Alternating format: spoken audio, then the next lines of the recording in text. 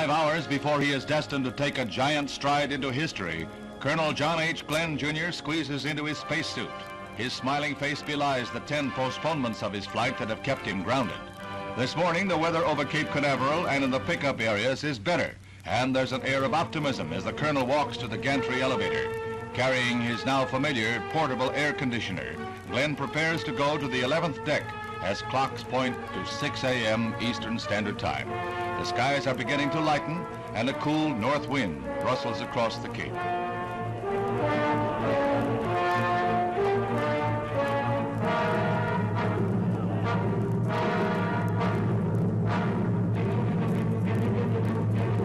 The Colonel's date with destiny comes 10 months after the Russians claimed an orbital flight by Yuri Gagarin, and less than a year after Alan Shepard blazed a suborbital trail for the U.S. This is the climax of 3 years of training. This is the moment when the eyes of the world turn to Cape Canaveral. The Russian orbits were in a thick fog of secrecy. The United States stands or falls in the white-hot glare of worldwide publicity. In the capsule atop the Atlas missile, the Colonel will be strapped to a contoured couch. Once in flight, the Mercury will be tilted so that the astronaut will ride backwards. The seconds tick off as his rendezvous with space approaches.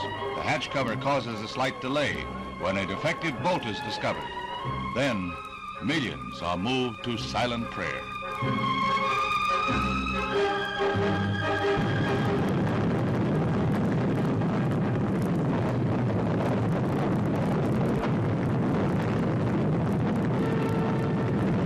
Everything is go. The takeoff of the Atlas, blasted aloft by 360,000 pounds of thrust, carries the Mercury gracefully skyward. The Friendship 7, climbing rapidly out of the Earth's atmosphere, exerts a pressure of 6 times the force of gravity on the astronaut. Loud and clear, he reports back to Mercury Control, reading off his instruments, commenting on his reactions, all as coolly and calmly as if he was commuting on the 827. Glenn is able to control the yaw and pitch of the vehicle himself. Now comes the moment when the Mercury is turned so that Glenn will be seated facing backwards. He checks with ground control. Roger, 0G, and I feel fine. Capsule is turning around. Oh, that view is tremendous. Roger, turnaround has started. Capsule turning around, and I could see the booster during turnaround just a couple of 100 yards behind me. It was beautiful. Roger, 7. You have a go, at least 7 orbits. Roger, understand go for at least 7 orbits. Actual pictures of Glenn in the capsule will give scientists the opportunity to study his reactions as he passes over the Canary Islands, Africa, the Indian Ocean, Australia, back across the Pacific and over the United States. He speeds at 17,500 miles an hour, reaching a high point of 160 miles and a low altitude of 99 miles. Each of the 3 orbits takes about 90 minutes. 3 times the Colonel sees the sun rise within a period of 4 hours and 56 minutes. 3 times around the globe for a trip of 81,000 miles before he re-enters the Earth's atmosphere, a shield protecting the astronaut from the intense heat.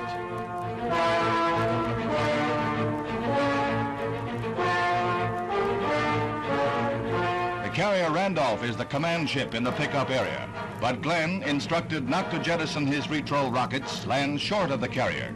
Ground instruments indicated his heat shield was loose, and he was instructed to hold onto his rocket bank to help hold the shield in place. Right at hand, however, is the destroyer Noah, and she speeds to the capsule to take the vehicle and pilot aboard. Despite a few shaky moments among ground control personnel, Glenn is down, hale and hearty. With support cables attached, a pincer-like crane will lift the Friendship 7 aboard.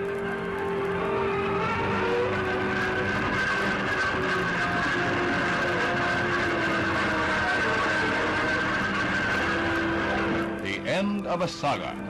The now famous Friendship 7 is safely lashed to the deck of the destroyer, and the crew prepares to help Glenn from the capsule.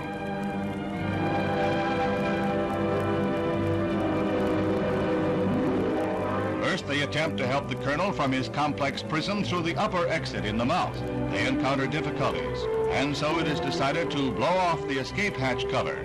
First glimpse of the conquering hero, Colonel John H. Glenn, He left his footprints among the stars. He has a grin as wide as the path he blazed as he rests briefly before being flown to the carrier Randolph by helicopter. He is lifted aboard in a maneuver that looks more dangerous than the flight itself.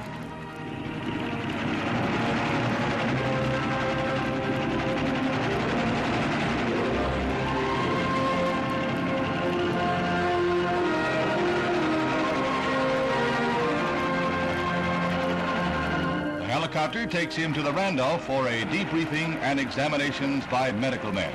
The copter no sooner touches down on deck than Glenn gets a preview of the congratulations that are still to come. On every hand there is jubilation. On every side, smiles and cheers. He signs over his precious log and instruments to the National Space Administration. From here, he goes to Grand Turk Island for further rest before the deluge. A deluge of honors a proud country waits to bestow on a brave man.